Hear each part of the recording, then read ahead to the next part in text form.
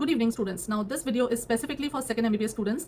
In this video, basically I am going to tell you about the practical exercises that are asked in the university practical examination of pharmacology, and I have also attached the PDF of all those exercises, which you can go to the description and click on the link and download the PDF. So that will give you a very good ready-made study material for your revision, last minute revision of the practical exercises. Now, a very important disclaimer that I want to tell you that these are basically sample exercises, or these are exercises for revision. So don't think that this is the only course or this is the only exercise that is going to be asked in the exam. These are basically reference exercises. These exercises will give you a very good revision, a very good understanding of the whole question, and will help you in writing your or attempting your exercises or attempting your practical exam in a much better way. Okay, so one by one we'll take them, and then you can even download the PDF from the link. Now, usually the first exercise in practicals is spotting. What happens in spots? These are basically stations which are formed, and multiple small stations are there, and they have these small exercises. Like it can be a dosage form, it can be a therapeutic problem, it can be an abbreviation, it can be a drug and its uses, side effects are asked, it can be an instrument, either a pharmacy or experimental, it can be a small card showing a particular picture that you have to identify the ADR and the drug causing it, and it can be a mechanism of action also, clinical question based, drug X is this, and so what is drug X? So these, I have attached all the spotting likely questions like FDC, rational, irrational, like this. Then dosage forms. So this is an MDI dosage form, which is an eye drop. Then dosage form is a nasal spray. Again a dosage form, which is a spray. This is an instrument, mortar and pestle. This is a dosage form, which is an ointment. Then identify the instrument. So cylinder. There's a weighing balance. Then this is a dosage form, tablet. Instrument. This is electronic weighing scale. This is spatula.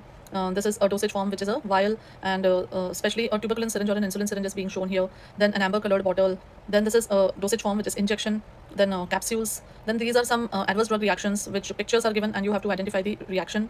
Then some drugs or their uses can be kept. Some mechanism of actions can be given, that what is the drug X, what is the drug Y. That some drug interactions can be given as small questions, which are very common, very simple questions, right? Then some abbreviations can be asked. So all the abbreviations that have been taught, you have to study them. So I've given you some examples of the questions which are likely to be asked, and these are the type of questions normally kept in the spots. This written exercise usually is not asked everywhere, but I've included just 4 questions to just give you practice, and normally because it is asked in the theory exam. So there are clinical problems or therapeutic problems which are given, and then you are asked to write the treatment plan for that. So this is normally a theory kind of question, and you can go through it if you want. It can give you a practice, and normally I don't know whether it is really asked or not.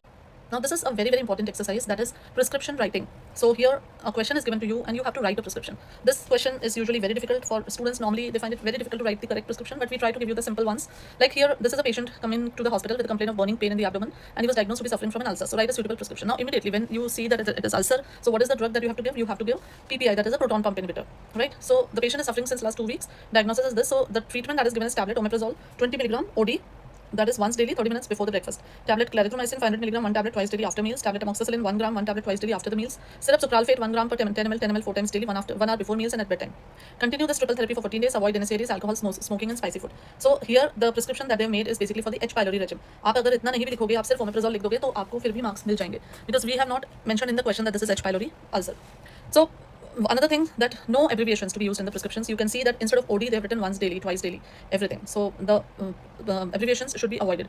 So like this, I have given some questions, and you can do a practice and prepare for this exercise particularly well.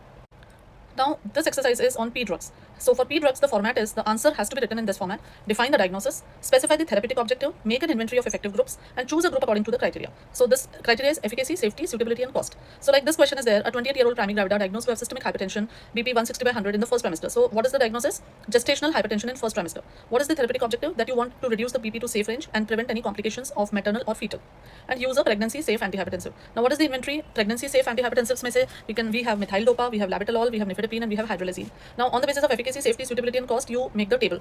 So methyl dopa is moderate control, safe, oral given, low cost. Labetalol, high BP control, like high efficacy, safe है, oral है, moderate cost है. Nifedipine is high BP, high efficacy, safe, oral, moderate. Hydralazine is moderate efficacy, mainly IV emergencies, not ideal for maintenance, and low. Sort of these conditions. Now the P drug that you can suggest to the patient is methyl dopa. Why? It is low cost, it is having a moderate control, and it is a safe drug in pregnancy and can be given orally. So these, like this, you have to attempt these questions. More questions are given there, and this is how your answer should look like. So this is the question on P drugs, right? Essential drug list. Now in the essential drug list questions, you will be given a question, and you have to, like, the question will be a condition, a situation is given to you, and make a list of essential anti-anginal medicines in that tertiary care facility. So for stable angina, the list of essential medicines is nitrates, beta blockers, then CCBs, then antiplatelet agents, statins. So now then you also have to give the drug of choice for that patient. So which is the best drug and what is the rationale? Similarly, I've given you more questions, so you can go through them and have a practice on the type of questions and what you are supposed to write in that question, so that you get good marks. Now this is a written exercise, critical appraisal of DPL, that is drug promotional literature. Here again, I've given you a checklist of the WHO criteria. On the basis of this checklist, you have to do a critical appraisal of the given DPL. So the drug promotional, I have attached only 2-3 samples, and this type of DPL will be given to you students. Now what are the criteria? Let's just see that the name of the active ingredient should be there, or the approved generic name. Okay, brand name to be there. Clinical information. Now this has got 7 marks. Indications, dosage regimen, contraindications, precautions, adverse effects, drug interactions, overdosage should be there. Pharmaceutical information, which includes dosage form, strength of dosage form, excipient, storage condition, pack size, description of product package, legal category, name and address of manufacturer to be there. It is given 8 points. Pharmacological effects and mechanism of action should be there, 2 points, and reference to scientific literature, 1 point. So total 20 out of 20 points you have to critically apprise the DPL, which is given there. Okay. Now this is a question written exercise, dose calculation. So dose calculation के लिए देखो, for children up to 2 years, Clark's formula and Fright's formula is used. For children more than 2 years, Young's formula and Dillon's formula is used. If the calculation has to be done on the basis of body surface area, then the formula number 3 is there. Dose calculation in renal disease is given, dose calculation of anti-cancer drug, and dose calculation in IV drip setting. So these are the various formulas that I've given you, and these are the various questions just for exercise purpose I've given you. And I understand this question is particularly very difficult for students, especially only when they are very good in maths and they like these type of questions. So those students, for them it is not very difficult, but you can do your practice on these, and at least these formulas have to be remembered. A very common exercise is criticize, correct and rewrite the given prescription. So here a prescription is given to you and you have to criticize, correct and rewrite. So like here you can see the first prescription for Plasmodium vivax malaria, tablet chloroquine 250 mg OD and tablet paracetamol 500 mg OD is given to the patient. So criticism, you have to write that dose and frequency of chloroquine is incorrect. It is not given OD. Paracetamol should be given only for symptomatic relief, not OD fixed. Then no primaquine is mentioned for radical cure. No duration is specified. Then correct prescription is chloroquine loading plus maintenance dose over 3 days. Primaquine 14-day course and paracetamol is SOS. So rewritten prescription will come like this: chloroquine 600 mg base stat, then 300 mg base at 6 hours, then 24 hours, and then 48 hours. And tablet primaquine 15 mg OD for 14 days, paracetamol 500. So this is how the answer has to be written. Criticize the prescription, correct it, what are the corrections, and then rewrite it in the proper format. Okay, so this is, there are some more prescriptions here, and you can see them and you can do your practice on them. So I have attached many prescriptions, 18 are here, and they'll be very helpful in the practice. So the next exercise that we have is ATCOM. So in ATCOM, basically the communication skills are tested, attitude, ethics and communication skills of the student are tested. A patient is sitting there and the examiner will give you a question and you have to do a role play of a doctor. These are the assessment criteria scale: whether you greeted the patient and offered a seat, whether your non-verbal expressions were favorable, whether your tone and accent was appropriate, did you ask for the complaints and did you listen to the patient, did you interrupt or did you ask questions to the patient, did you make an eye contact during encounter, did you address the patient by name or appropriately, were you sensitive while asking the habits or personal history, did you explain the disease and the treatment with proper instructions, and did you allow and reply to the queries. So all these points are taken into consideration and 10 marks are given for that. Now in this exercise I have combined some 16 questions. Like a 20-year-old male patient of chronic asthma comes to the OPD, he's taking salmeterol and fluticasone as MDI. So as a physician, communicate to him about the various aspects. So in answer, you have to greet, first of all, that I understand. Now see, the language is not a problem here. You can even do it in Hindi, and if you are whichever language you're comfortable in. We just want to assess your ATCOM skills here. Then so you first greet and then you explain about the inhaler, and then you also tell about the instructions and give a reassurance. But with that, you have to take into consideration the whole 10 points also, that you should not miss on any point and you should get all the marks here. So these are various exercises that you can do and complete, and do it with your friend or do it with any other person, and then do a practice so that your communication skills become better and you are more confident while attempting this particular exercise.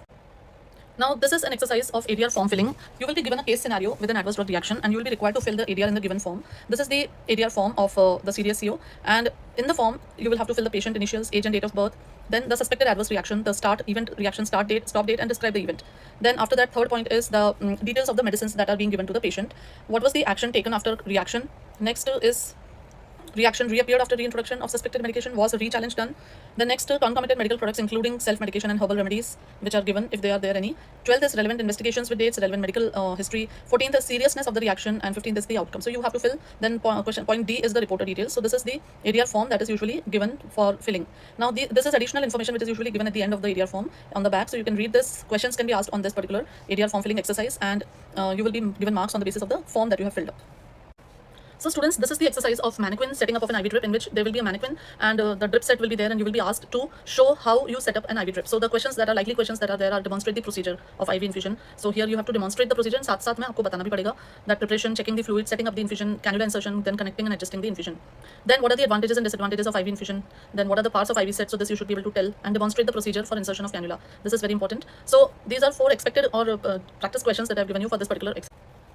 Now this question is mannequin, question, route of drug administration. So here a mannequin will be given and you will be asked to demonstrate a route of drug administration, like it can be an intravenous route or an intramuscular route or a subcutaneous or intradermal route, and you'll be asked to first to demonstrate and also explain the steps, like how to demonstrate aspiration from an ampule or a vial. So these are the steps that you have to say also, and you have to demonstrate steps of intramuscular injection and Z-track technique, then what are the advantages and disadvantages of intramuscular route, then demonstrate steps of intravenous injection and what precautions should be taken, what drugs are given, demonstrate steps of intradermal injection, what precautions could be taken, what drugs can be given, demonstrate steps of subcutaneous injection, what precautions and what drugs. So like this. Then rotahaler can be asked, insulin pen can be asked, steps for installation of eye drop can be asked, various types of syringes, various type of needles, and which needle is chosen in which injection. So these are the various questions that can be asked in the mannequin exercise. Exercises include an exercise on CAL, which is computer assisted learning, and the exercise that is asked here is dog BP. So on the dog BP exercise, there are various questions which can be asked. Dog BP mein, there are drugs which will increase the blood pressure, there are drugs which will reduce the blood pressure.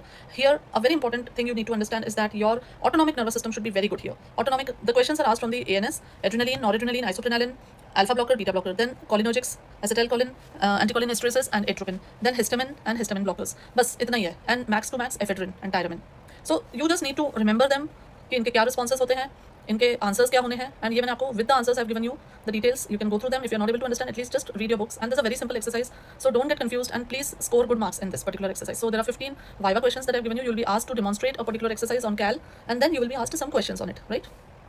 This is an exercise on clinical pharmacy. Here, as you know, in clinical pharmacy, we just have ORS as the exercise. So various Viva questions I have put here. You will be given a ORS sachet and you will be asked the procedure, composition, uses, adverse effects, super ORS क्या होता है, composition, role क्या होता है, हर non-diarrheal uses क्या होते हैं, types of ORS क्या हैं, specific instructions आप क्या दोगे बच्चे को, mother को क्या दोगे अगर diarrhea है, treatment plan A, plan B और plan C क्या होता है, role of zinc and probiotics क्या होता है. So these are Viva questions of that particular exercise which are based only on ORS.